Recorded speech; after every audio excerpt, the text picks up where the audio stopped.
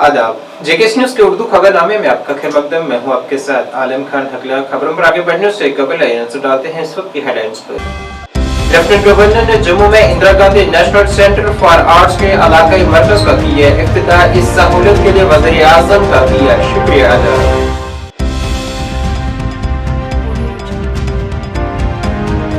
Texas policy मामले पर national conference रुकने पार्लियामान की क़ियादत में वज़ीर आला की रिहाइशगाह के बाहर हुआ एहतजाज। वज़ीर आला ने 6 माह के अंदर मामले को हल करने का दिलाया यकीन।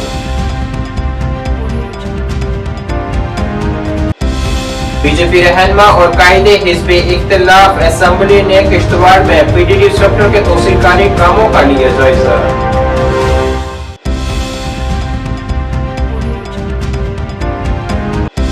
और महकमा ज़राअत ने बिजबिहाड़ा अनंतनाग में किसान मेले किया मुनक़िद। पायदार ज़राअत को फ़रोग़ देने और किसानों की जिंदगी बेहतर बनाने पर हुई तवज्जो मरकूज़।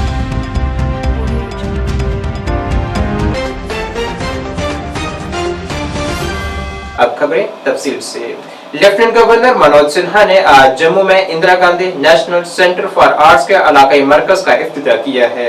इस मौके पर अपने खिताब में लेफ्टिनेंट गवर्नर ने इलाकाई मरकज को जम्मू के लिए वक़्फ़ करने पर वज़ीर आज़म नरेंद्र मोदी और INCA के सदर राम बहादुर राय का शुक्रिया अदा किया है। उन्होंने कहा है कि ये मरकज हमारे शानदार फन और सकाफती विरसे के फ़रोग़ और तहफ़्फ़ुज़ को फ़रोग़ देगा और वक़्त की आज़माइशी रवायती हिकमत और इल्म की तरक्की में मदद करेगा। लेफ्टिनेंट गवर्नर ने दानिश्वरों पर जोर दिया है कि वो जम्मू कश्मीर के भरपूर फनी विरसे को फ़रोग़ देने और वैदिक ज़ुबानी रवायत के तहफ़्फ़ुज़ और फ़रोग़ के लिए IGNCA जैसी तंजीमों के साथ मिलकर काम करें।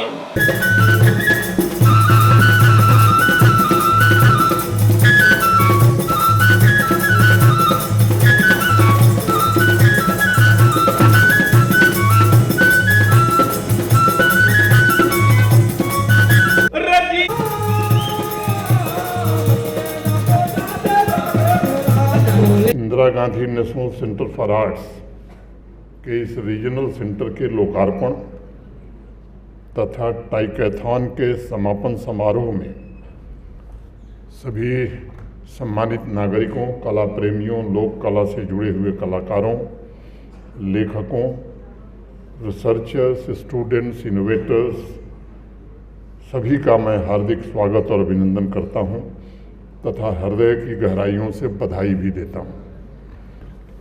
भारत की आध्यात्मिक सांस्कृतिक परंपरा के हृदय स्थल कहे जाने वाले जम्मू कश्मीर के इस रीजनल सेंटर का उपहार देने के लिए मैं भारत के प्रधानमंत्री आदरणीय नरेंद्र मोदी जी तथा IGNCA के अध्यक्ष आदरणीय श्री राम बहादुर राय जी के प्रति हृदय की गहराइयों से आभार व्यक्त करता हूँ। आज इस सेंटर के लोकार्पण से जम्मू देश के उन गिने चुने शहरों में शामिल हो गया है जहां भारतवर्ष के साहित्य, संगीत और कला की विरासत को सहेजने, सजोने, प्रचार प्रसार और भविष्य में उसके संरक्षण को लेकर संवाद का निरंतर सिलसिला जारी रहेगा और यहीं से भविष्य के लिए एक व्यवस्थित रोड मैप भी निकल सकेगा। यह सेंटर विशेष रूप से जम्मू कश्मीर की प्राचीन सांस्कृतिक तथा लोक कला की धरोहर को नेशनल प्लेटफॉर्म प्रदान करने तथा उसे लोकमानस में पुनर्स्थापित करने में आने वाले दिनों में एक बड़ी भूमिका का निर्वहन कर सकता है, ऐसा मैं मानता हूँ। आने वाले दिनों में कला प्रदर्शनी, मल्टीमीडिया एग्जीबिशन, सम्मेलन, सेमिनार और कार्यशालाओं के माध्यम से जम्मू कश्मीर की लोक संस्कृति पर रचनात्मक संवाद के लिए यह सेंटर मुझे लगता है कि एक जीवंत प्लेटफॉर्म बन सकता है। नेशनल कॉन्फ्रेंस के लीडर और मेंबर पार्लियामान आगा राहुल्ला ने आज रिजर्वेशन पॉलिसी के तनाज़े पर एहतजाज करने के लिए गुलकार में वज़ीर आला उमर अब्दुल्ला की सरकारी रिहाइशगाह के बाहर पहुंचे। यहां PDP रहनुमा वहीदुर रहमान परा और इल्तिजा मुफ्ती समेत दीगर भी एहतजाज में शामिल हुए। आगा राहुल्ला ने बहरहाल स्कूल से एहतजाजी मार्च शुरू किया और जम्मू कश्मीर के लिए माकूल रिजर्वेशन पॉलिसी का मुतालबा करते हुए वजीर आला की रिहाइशगाह के बाहर पहुंचे। जम्मू कश्मीर में रिजर्वेशन पॉलिसी को मनसूख करने के मुतालबात तुलबा, तंजीमों के लीडरों और सियासी जमातों के एहतजाज की हिमायत के साथ जोर पकड़ रहे हैं।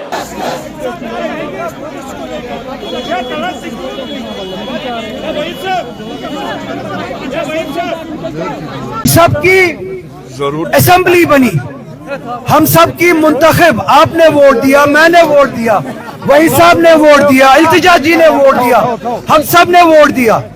हमने 5-6 साल की जबरदस्ती वाली एडमिनिस्ट्रेशन के बाद, डिक्टेटरशिप के बाद एक अपनी हुकूमत बनाई, जमहूरियत को बहाल करने की कोशिश की।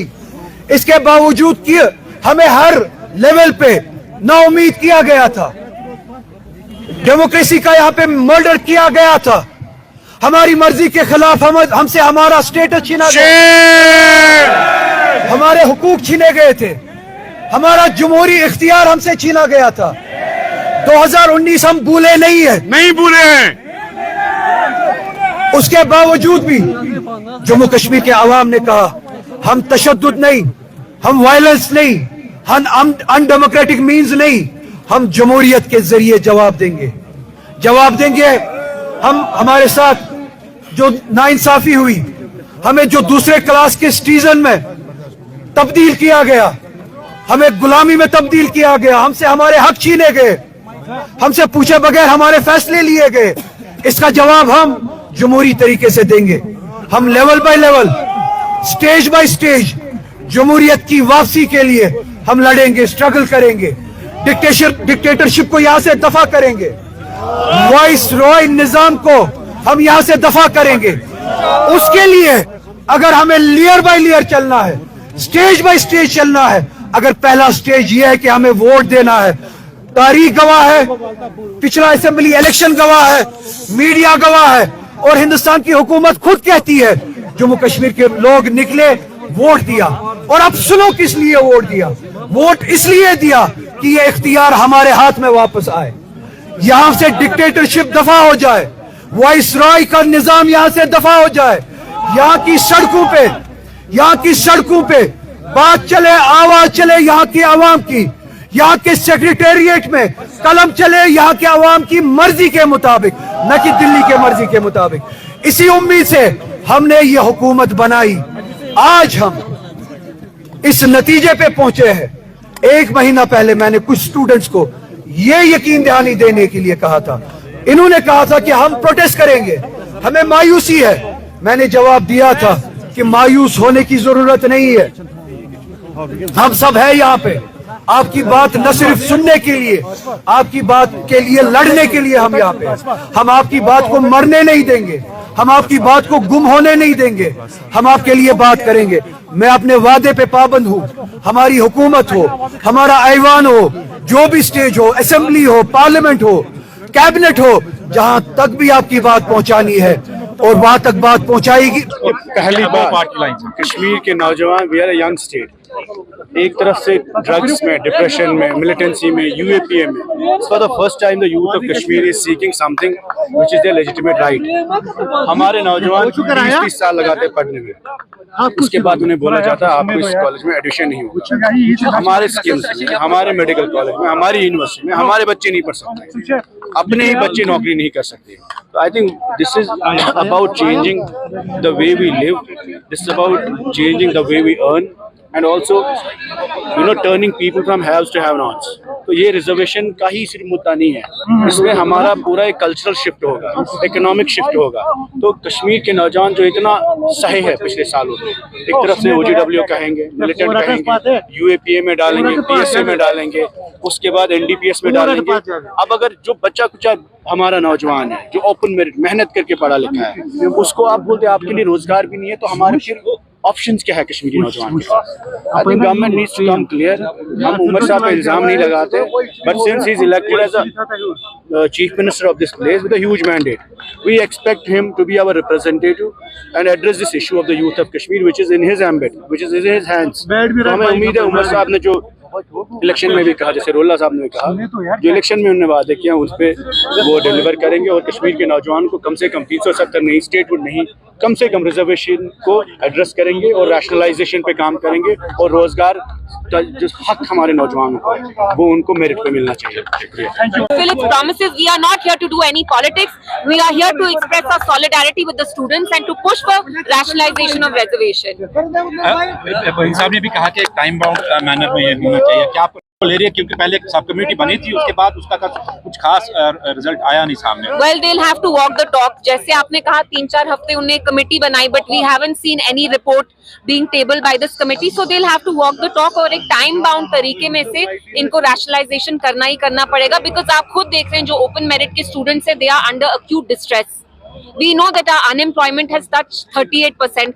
All the exams are being scrapped और इनका जो अपना हक है वो किसी और को नहीं जाना चाहिए. We are not against any section of the society. We are just saying do equitable distribution of seats. But this matter is already in sub-judice. Do you mean कि आपको जुडिशरी पर फिर वो सारे केसेस फिर तो बहुत सारी चीजें सब जुडिस है, फिर तो स्टेटहुड भी सब जुडिस है, फिर 370 भी सब जुडिस है, फिर हम किसी के बारे में बात ही नहीं करें. Should we sit at home? No. This is what political leadership is expected to do.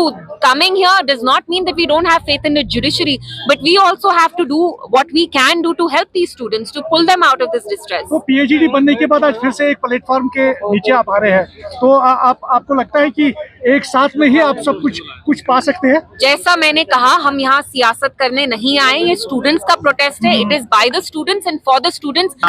वहीं इस एहतजाज के बाद 5 तालिब इल्मों पर मुश्तमिल एक वफद ने आज वज़ीर आला उमर अब्दुल्ला से मुलाकात की और मुलाकात के बाद तुलबा ने सहाफियों को बताया कि उमर अब्दुल्ला ने उन्हें यकीन दिलाया है कि रिजर्वेशन पॉलिसी से मुतल्लिक तमाम शिकायत को 6 माह में दूर किया जाएगा.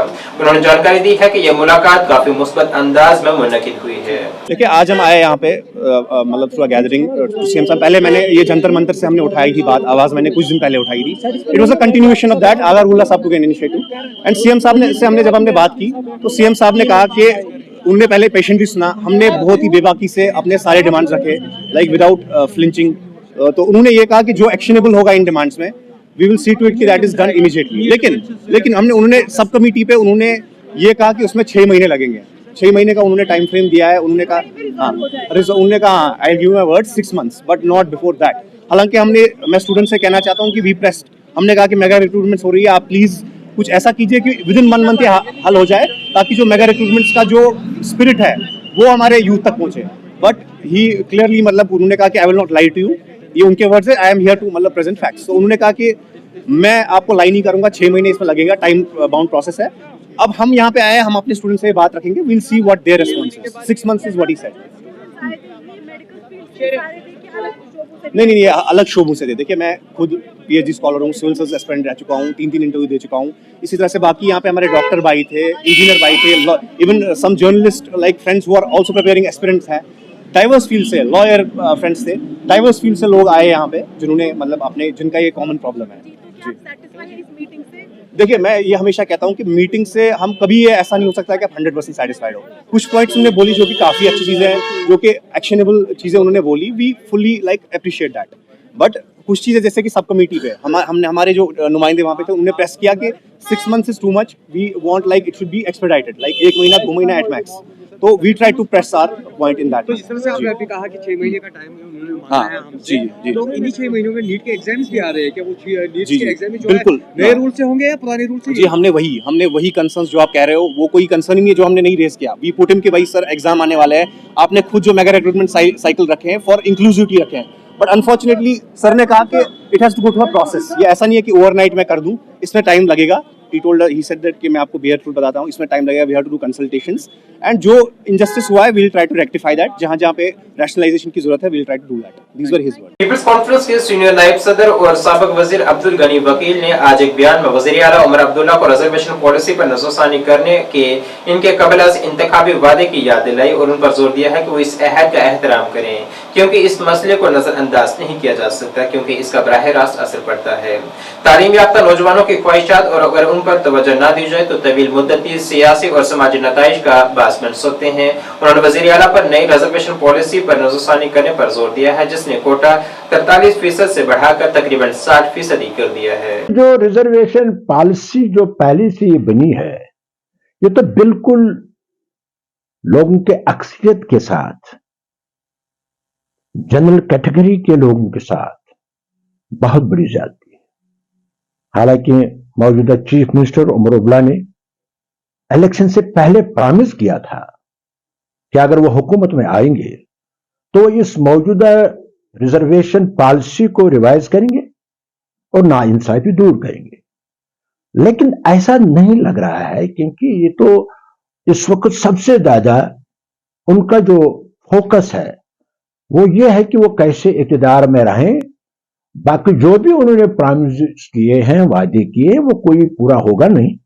और इसमें यह भी एक वादा है, हालांकि ये जो मौजूदा पॉलिसी है ये तो बड़ी ज्यादती है। देखिए, ये तो हर एक सरकार को, अगर मरकजी सरकार इसको यहाँ थोपना चाहती है, हम पर लागू करना चाहती है, तो ये एक बहुत ज्यादती है सारे मुल्क में जो जनरल कैटेगरीज के साथ है। क्योंकि जो आने वाला फ्यूचर है, देखो कैटेगरी जरूरी है मगर उस हद तक नहीं कि 70% तक कैटेगरीज को मिल जाएगा और 30% जनरल रहेगा, तो फिर कौन सा टैलेंट सामने आएगा जो मुल्क को रूल करेगा।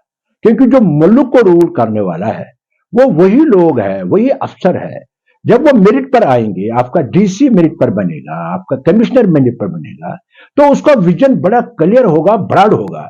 लेकिन जब रिजर्वेशन पर आएगा, वो मुल्क, उस मुल्क का हाल क्या होगा जहां 30% मेरिट पर नहीं आएगा, कैटेगरीज की वजह से आएगा, तो वो मुल्क तो तबाह हो जाएगा। इसलिए जो भी सरकार ये कर रही है वोट बैंक के लिए, ये बड़ी बदकिस्मती है। वोट बैंक प्रायोरिटी नहीं है, मुल्क को चलाना प्रायोरिटी है। इसलिए मेरा मानना है जितनी जल्दी हो सके मरकजी सरकार को भी और यहाँ के भी सरकार को भी पूरे जोर शोर से पूरा ताकत लगाना चाहिए कि ये जो पॉलिसी है, जो ये इस तरीके से नाइंसाफी की गई है, ये नाइंसाफी खत्म होनी चाहिए, वरना ये मुल्क के मफाद में नहीं है। क्योंकि जो नए लोग, मैंने जो आपको कहा, नई एडमिनिस्ट्रेशन जो चला रहे हैं वो काबिल लोग होने चाहिए, मेरिट पर होने चाहिए, डॉक्टर काबिल होने चाहिए। देखो, 3rd डिवीजन का जो कैटेगरी से बिलोंग करता है, 3rd डिवीजन मार्क्स लेगा, वो डॉक्टर बनेगा, वो बीमार उनके साथ उसका क्या होगा। इसी तरह इंजीनियर का हाल है, इसी तरह मुल्क को चलाने के हाल है।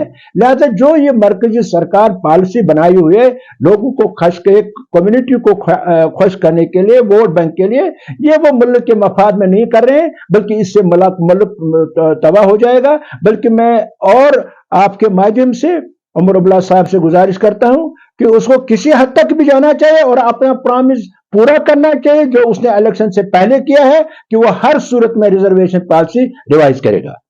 जिला पुंछ की पंचायत पठानेतर के लोगों ने आज नेशनल कॉन्फ्रेंस के रहनुमा अगर राहुल महदी और पीटीपी एमएलए वहीदुर रहमान परा के खिलाफ एहतजाज किया है। ये मुजाहरा उस वक्त हुआ जब हुक्मरान नेशनल कॉन्फ्रेंस के रुकने पार्लियामेंट अगर राहुल महदी ने रिजर्वेशन पॉलिसी में मुबैना तजादात पर वजीर आला की क़यादत वाली हुकूमत के खिलाफ एहतजाज किया है। जो गवर्नमेंट बनी है उनको जो है वो पहाड़ियों का शेड्यूल ट्राइब के जुमरे में शामिल होना जो है वो हाज़म नहीं हो रहा।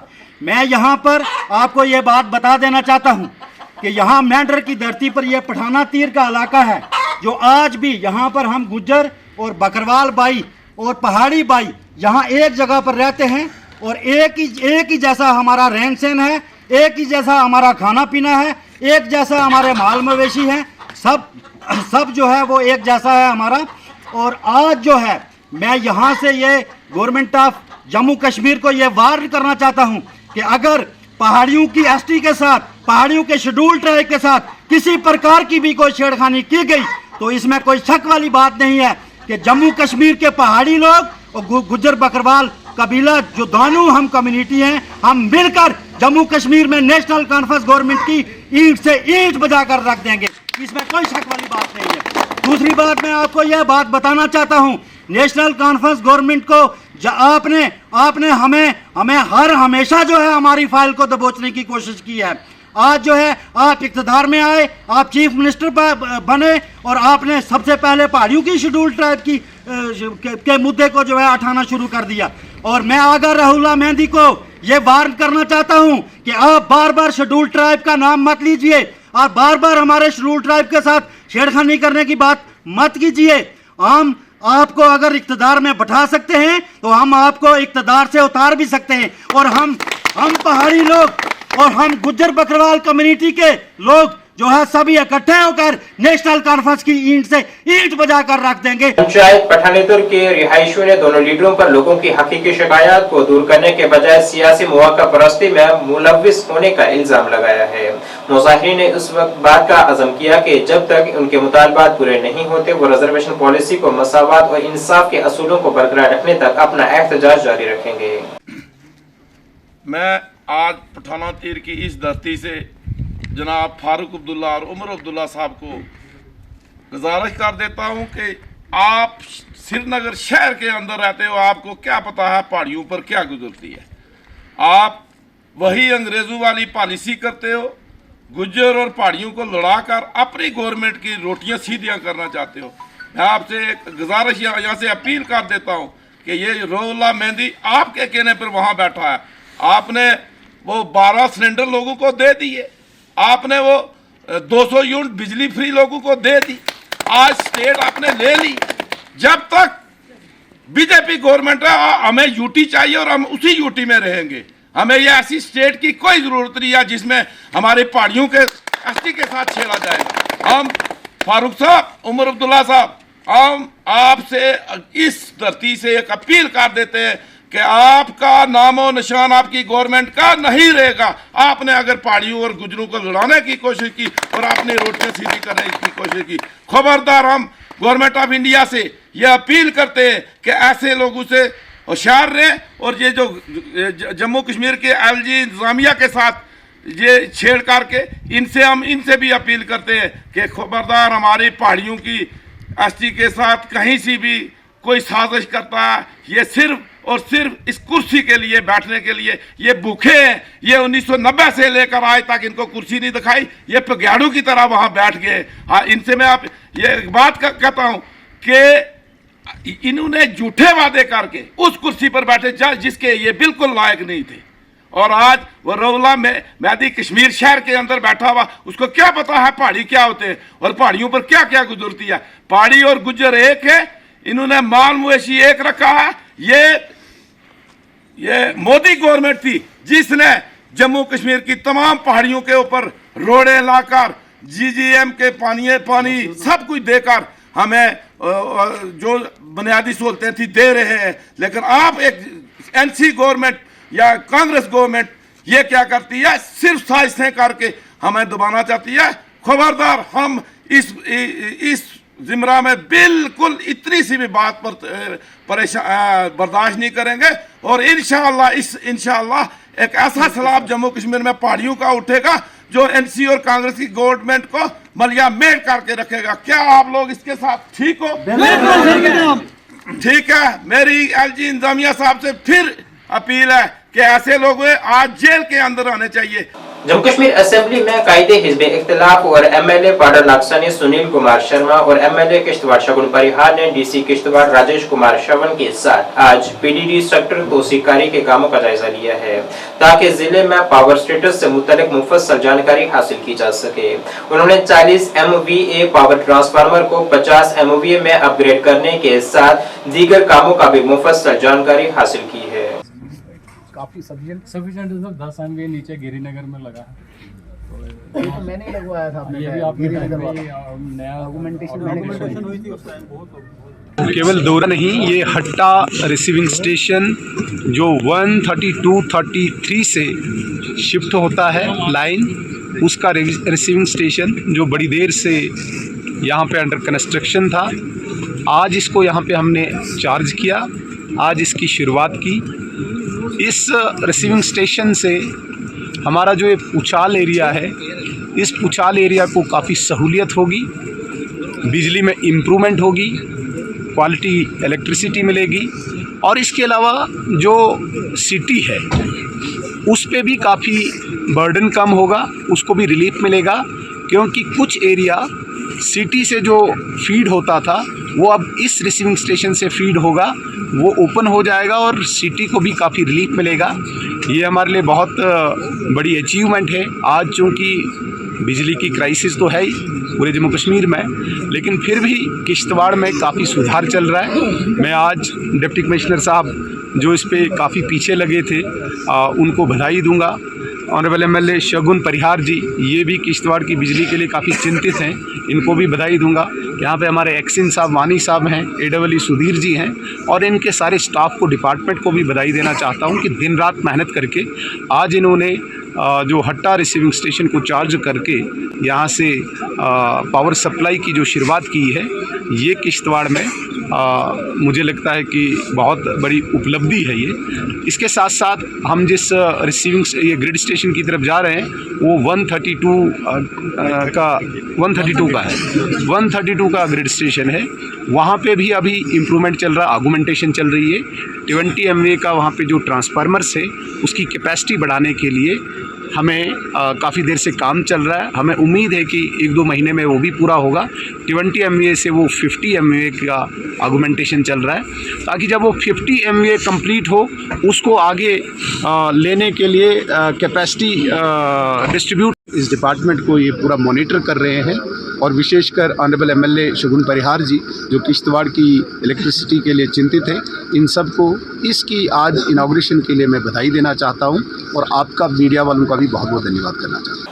जिला इंतजामिया बारामूला ने गुड गवर्नेंस हफ्ते के हिस्से के तौर पर आज प्रशासन गांव की और प्रोग्राम के इख्तिताम के दिन डाक बंगला में एक बसीरत अफरोज वर्कशॉप का इनेकाद किया है।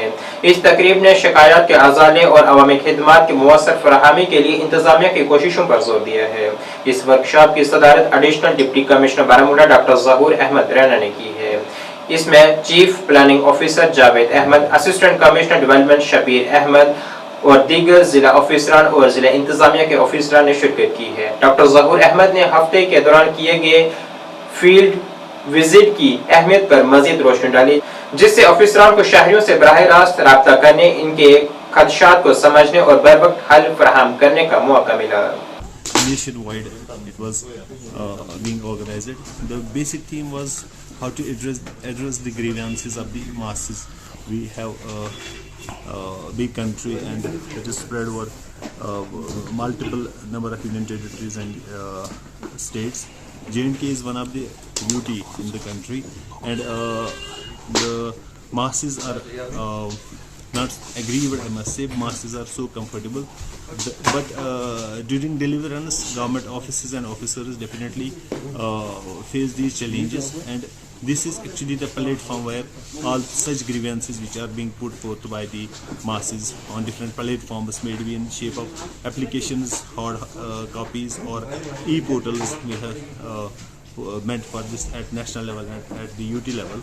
So we just have some of these grievances, and all district officers and all offices arranged special camps, grievance redressal camps, and the dissemination of all the information which is on government portals and services that was being carried out. And I believe it was a wonderful program, and this was a wonderful week we celebrated, and I believe maximum number of grievances have been addressed, and there will be definitely a good result, and there will be definitely a solution for all such grievances which has been put forth throughout the week. बच्चों को मंशियात और जराइम से दूर रखने के लिए जम्मू कश्मीर अल Jawad sports academy की एक नई शाख बीरवार सेंट्रल कश्मीर बडगाम के सोनापहा में खोली गई है। इस अकेडमी का इफ्तिताह मीरवाइज वस्ती कश्मीर मौलवी सैयद अब्दुल लतीफ बुखारी ने किया है। तकरीब से खिताब करते हुए मीरवाइज वस्ती कश्मीर मौलवी सैयद अब्दुल लतीफ बुखारी ने कहा है कि मंशियात और जराइम से दूर रहने के लिए खेल बहुत जरूरी है। जावेद बेग ने कहा है कि खेलो इंडिया हर गाँव तक पहुँचना चाहिए। बनाने में जब हम कभी एक टीम जिसमें 10 लोग हो, 15 लोग हो, चलो ड्रग्स से हम नौजवानों को बाज रखने के लिए जो भी कोशिश की जाए तो उसकी हमें अब एप्रिसिएशन करनी चाहिए। तो मैं एप्रिसिएशन करता हूं अल जवाद स्पोर्ट्स एकेडमी की कि उन्होंने यहाँ ये ऑफिस कायम किया।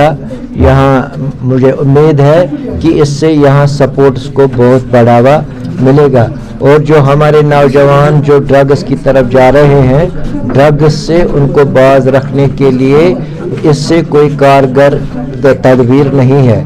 तो मैं इनको इस सिलसिले में मुबारकबाद देता हूं और उम्मीद करता हूं कि जो हमारे नौजवान हैं वो इस एकेडमी के साथ जुड़। दोस्त शुजात साहब ने जो उठाया है अल जवाद स्पोर्ट्स एकेडमी की तरफ से एक और ब्रांच कायम किया है बिरवा इलाके में, हम खैर मुकदम करते हैं।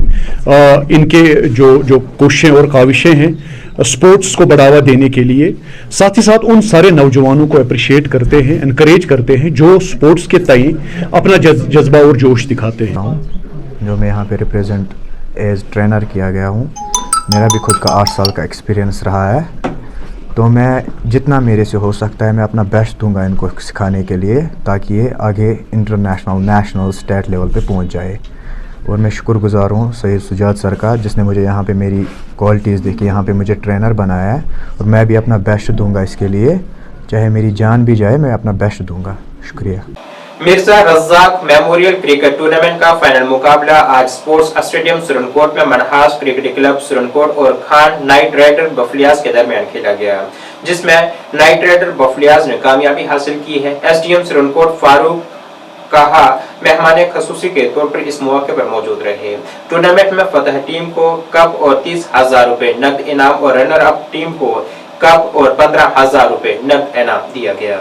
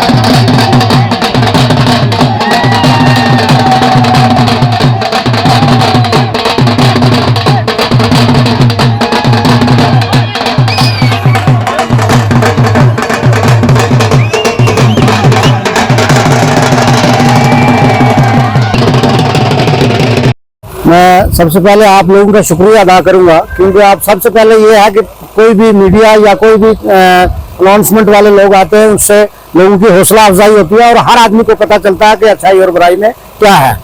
ये गेम है, ये यहाँ पर जब से ये स्टेडियम बना हुआ है, यहाँ पर एक बेहतरीन नमूने के तौर पर एक गेम चल रही है, जो क्रिकेट गेम है, जिसमें बच्चों की इतनी हौसला अफजाई हो रही है तो यहाँ पर लोग तमाशगीर आते हैं और अच्छे तरीके से इसका एंजॉय करते हैं। मैं तमाम लोगों से ये गुजारिश भी करूंगा कि ये जो बच्चे खेलते हैं इनकी हौसला अफजाई भी करें, और हम ये उम्मीद भी करते हैं कि ये इंटरनेशनल गेम तक ये पहुंचेंगे, क्योंकि यहाँ पर टैलेंट इन लोगों में बहुत है। यहाँ पर इनके पास कुछ नहीं है लेकिन टैलेंट बहुत है। ये हमेशा आज इन्होंने हमें हमारे दिलों को हमारे जगह बनाई है और हमें ऊंचे से ऊंचा मकाम बच्चों ने दिखाया है। सबसे दूसरी बात ये है कि बच्चों ने ये जो यहाँ इस तरफ तवज्जो दी हुई है, वो जो ड्रग्स की तरफ बच्चे जाते थे, दिन को रात को शाम को कहीं भी घूमते थे, उससे भी बहुत बड़ा ये फर्क पड़ा है। बच्चे यहाँ खेलने के लिए आते हैं और पूरा दिन यहाँ एंजॉय करते हैं। Mirza Abdul Razzaq memorial cricket tournament के नाम से एक बहुत शानदार टूर्नामेंट करवाया गया। मैं मुबारकबाद देता हूँ ऑर्गेनाइजिंग कमेटी को, जिन्होंने आज ये सक्सेसफुल टूर्नामेंट करवाया। उसका आज फाइनल है मनास वॉरियर और खान नाइट राइडर के दरमियान, तो आज फाइनल है, बहुत ऑडियंस है और एक जबरदस्त मैच देखने को मिल रहा है। आने वाले वक्त में भी बहुत अच्छे और बहुत बड़े टूर्नामेंट यहाँ हो रहे हैं। और ये देखिए कि कितनी बड़ी यूथ है तहसील सुरनकोट की जिन्होंने पार्टिसिपेट किया है, तो ये तमाम बुराइयों को छोड़कर स्पोर्ट्स में हिस्सा ले रहे हैं और तमाम मंशियात से ये बचने का सबसे बड़ा जरिया है, तो उसी में बच्चे मशगूल हैं।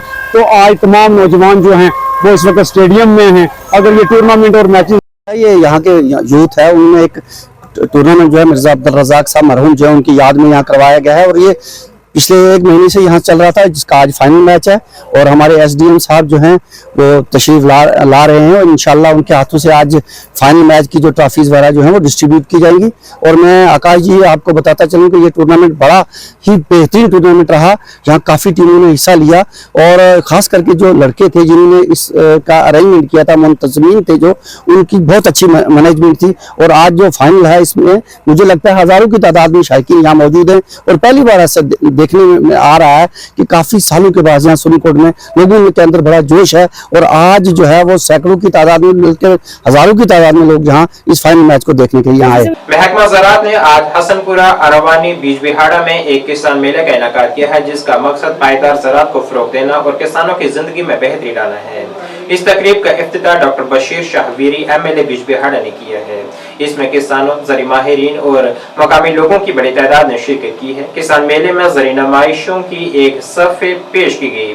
Chief agriculture officer Ejaz Ahmad Dar ने काश्तकारों की पैदावारी सलाहियत में इजाफे और काश्तकारों की जिंदगी को बेहतर बनाने के लिए जदीद काश्तकारी के तरीकों और जदीद टेक्नोलॉजी को अपनाने की अहमियत पर जोर दिया है। हासिल हो पा रहे हैं। जैसा कि आपने देखा कि ऑनरेबल जो एमएलए है, हमने एक बुक भी रिलीज की है यहाँ पे।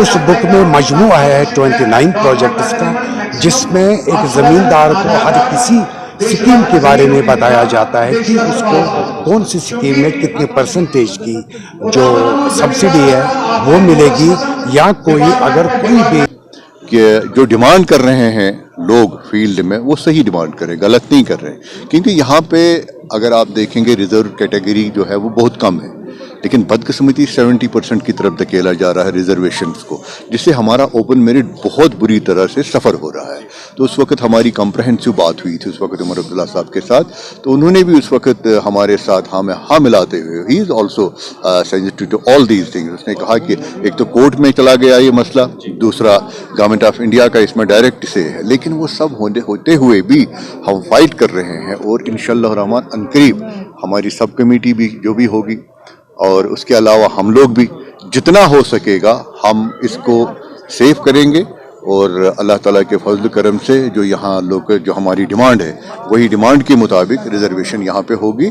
और मैं भी बहुत इस हक में हूँ कि जो आपका यहाँ का जो सोसाइटी का जो फ्रेमवर्क है, जो सोसाइटी में ज़्यादातर यहाँ पे ओपन मेरिट के लोग ही है और उन्हीं की तादाद ज़्यादा है। 70% बल्कि 75% ओपन मेरिट होना चाहिए और रिजर्वेशन हमारी कम है। रिजर्वेशन उनके जितनी पॉपुलेशन है उसके हिसाब से होनी चाहिए।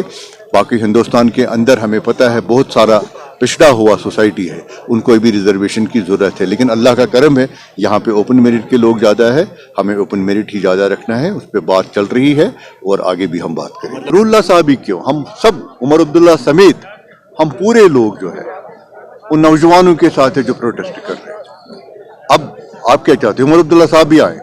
आप नहीं देख रहे हमारे पास रियासत नहीं है, हमारे पास वो इख्तियारात नहीं है। ये सब चीज़ें रखते हुए कहीं ना कहीं कुछ सेंसिटिविटीज़ का भी ख्याल रखते हैं। नहीं तो मुझे पूरा यकीन उमर अब्दुल्ला साहब का दिल भी चाहेगा प्रोटेस्ट करो, लेकिन क्या करें, अब इस वक्त तो वो उस कुर्सी पे बैठे, वो भी बिल्कुल हाँ में हाँ मिलाए हुए हैं, बल्कि हमारे साथ एग्री किया उन्होंने कि जो हमारा ओपन मेरिट है हमें इसको सेफ करना है। जो बाकी रिजर्वेशन है उनको प्रॉपरली जो रिजर्वेशन है उनके हिसाब से, उनकी पॉपुलेशन के हिसाब से उनको मिलनी चाहिए। वेस्ट कश्मीर के डायरेक्टोरेट ऑफ एक्सटेंशन ने किसान सम्मान दिवस की एक अजीमुल शान तकरीब का एहतमाम किया है, ताकि इन किसानों की अनमोल शराकत को खराज तहसीन पेश किया जा सके जो मुल्क को रिज़्क फराहम करते हैं। वाइस चांसलर सेक्रेटरीट शालीमार में मुनक़िद होने वाली ये तकरीब ज़राअत और इससे मुंसलिक शोबों में तरक्की पसंद किसानों, कारोबारी अफराद और इख्तिरा करने वालों की लचक, इख्तिरा और मेहनत का मुंह बोलता सबूत थी। इस तकरीब की सदारत स्कॉस्ट कश्मीर के वाइस चांसलर प्रोफेसर नज़ीर अहमद गनई ने की है। हमारे जो प्रोग्रेसिव चैंपियन फार्मर्स हैं हम उनको यहाँ पे सम्मानित करते हैं, उनकी हौसला अफजाई करते हैं, उनको इज़्ज़त देते हैं और उनमें जो है ना सर्टिफिकेट्स डिस्ट्रीब्यूट करते हैं। तो आज इस मौके पे हमने करीब 32 जो हमारे प्रोग्रेसिव चैंपियन फार्मर्स हैं उनको यहाँ पे बुलाया है। ये हमारे नए चैंपियन फार्मर्स हैं और हर चैंपियन फार्मर का जो सालाना जो उनका टर्नओवर वो 10 लाख से 4 करोड़ तक का इनका टर्नओवर है। और हमने देखा कि सारे चैंपियन फार्मर्स ने अपनी एक सक्सेस स्टोरी बताया और हर किसी चैंपियन फार्मर के पास 4 से करीब 15-20 जो है ना लोग शामिल हैं, मतलब वो अपने लिए और औरों के लिए भी रोज़गार का ज़रिया बन रहे हैं। और हमने यहाँ पे देखा कई सारे चैंपियन फार्मर जो आजकल नर्सरी डेवलपमेंट में काम कर रहे हैं। जो हमारी जो डिपेंडेंस है प्लांट मटेरियल जो हम इटाली और बाकी यूरोपियन कंट्रीज से यहाँ पे मंगा रहे हैं, हमें आज इनको देखते हुए बड़ा अच्छा लगा कि जब उन्होंने ये कहा कि हम इस डिपेंडेंस को कम कैसे करेंगे और हम जो अपनी ज़रूरत को यहाँ से कैसे ज़्यादा से ज़्यादा हम मीट आउट करेंगे। और साथ में हमने उनको ये भी बताया कि जो भी पॉलिसीज़ हैं गवर्नमेंट ऑफ जम्मू कश्मीर की और सेंट्रल स्पॉन्सर्ड स्कीम्स हैं उनका फ़ायदा उनके तक पहुँचाना है। और हमें पूरी उम्मीद है कि हमें जम्मू कश्मीर में जिस इनकलाब का हमने शुरुआत करी है कि हमने एग्रीकल्चर को अब एक कमर्शियल एग्रीकल्चर के तौर पे देखना है और अपनी मईशत को आगे बढ़ाना है। और ऐसे फार्मर्स की बहुत ज़रूरत है, उनको हैंड होल्डिंग करना है, उनको ट्रेन करना है, इनके लिए मार्केट उनको दिखाना, मार्केट तक लिंक करना, ये यूनिवर्सिटी और जो हमारे साथ बाकी मुंसलिक डिपार्टमेंट है उनकी जिम्मेदारी है। और आने वाले समय में मुझे पूरी उम्मीद है कि हम इस मिशन में काम मनाया गया स्क्वाश कश्मीर में, जिसमें हमारे दूर दराज के सभी कृषि विज्ञान केंद्र के फार्मर्स और एटिक में कुछ एक एंटरप्रेन्योर्स जो काम कर रहे हैं उनके बारे में आज हमने जो है ना यहाँ पर उनकी हौसला अफजाई के लिए उन्हें सम्मानित किया है, जिसमें से एक हमारे साथ मौजूद हैं अभी, ये आसिया नबी हैं। अस्सलाम वालेकुम, मेरा नाम आसिया अशरफ है, मैं इजबिर निशात से हूँ। मैं फूड प्रोसेसिंग पे काम कर रही हूँ, जैसे कि स्पाइसेस मेरे काम के हैं। मैं पहले स्पाइसेस पे काम करती थी, अब मैं food processing chocolate bars, walnut chocolates, walnut fries के साथ काम कर रही हूँ। मैं NHB में आई, मैंने यहाँ से भी ट्रेनिंग ली और मैं यहाँ पे ट्रेनिंग भी करवाती हूँ स्टूडेंट्स को। जेके बैंक मागाम ने ब्लॉक मागाम के ताउन से आज मागाम हायर सेकेंडरी स्कूल में जन सुरक्षा स्कीम के तहत एक प्रोग्राम का इनेकाद किया है। इस तकरीब का मकसद अवाम के लिए जेके बैंक की जानिब से मुतारिफ करवाई गई मुख्तलिफ फलाही स्कीमों के बारे में बेदारी पैदा करना था। प्रोग्राम के दौरान मुकर्रिरीन ने जन सुरक्षा स्कीमों के बारे में तफसील से बताया, बशमूल इनके मकासद और समाज के मुख्तलिफ तबकात के लिए फवाइद। इस मुहिम में प्रधानमंत्री जीवन ज्योति बीमा योजना, प्रधानमंत्री तहफ़्फ़ुज़ बीमा योजना और अटल पेंशन योजना जैसी स्कीमों के जरिए माली शमूलियत, समाजी तहफ़्फ़ुज़ और पसमानदा तबकात को बाख्तियार बनाने पर तवज्जो मरकूज की गई है। JNK बैंक की ओर से जन सुरक्षा स्कीम पे अवेयरनेस कैंप यहाँ पे इन्होंने मुनक्कद किया, तो हम शुक्रगुजार हैं JNK बैंक मागाम के और ब्लॉक मागाम के, जिन्होंने लोगों को अवेयरनेस दी, चाहे वो अटल पेंशन योजना के हवाले से हो या PM जनधन योजना के हवाले से है। लोगों को अवेयर किया कि सेंट्रल की स्कीम्स जो JK बैंक आपको प्रोवाइड करती है, किस तरह से कौन कौन एलिजिबल है और किस तरह से आपको वो स्कीम्स का लाभ उठाना है। तो इसी हवाले से यहाँ पे एक जन सुरक्षा स्कीम के हवाले से एक प्रोग्राम था। यहाँ पे JNK बैंक के LDM साहब भी यहाँ पे आए, तारिक अहमद जॉन साहब वो भी यहाँ पे आए, और ब्रांच हेड जो मागाम JK बैंक के हैं शौकत अहमद डार साहब वो भी यहाँ पे थे। तो यहाँ ICDS आंगनवाड़ी वर्कर्स की अगर बात करें वो भी यहाँ पे थी, और सिविल सोसाइटी के भी लोग यहाँ पे मौजूद थे। तो JK बैंक की ओर से आज यहाँ पे ये प्रोग्राम मुनक्कद किया। ऐसे प्रोग्राम फ्यूचर में भी होने चाहिए ताकि लोगों को पता चले कि सेंट्रल के हवाले से कौन कौन सी स्कीम्स लोगों की बहबूदी के लिए है। नाज़रीन, इस वक्त के उर्दू बुलेटिन में बस इतना ही। मुझे मेरी टीम के साथ दीजिए इजाजत। अल्लाह हाफिज।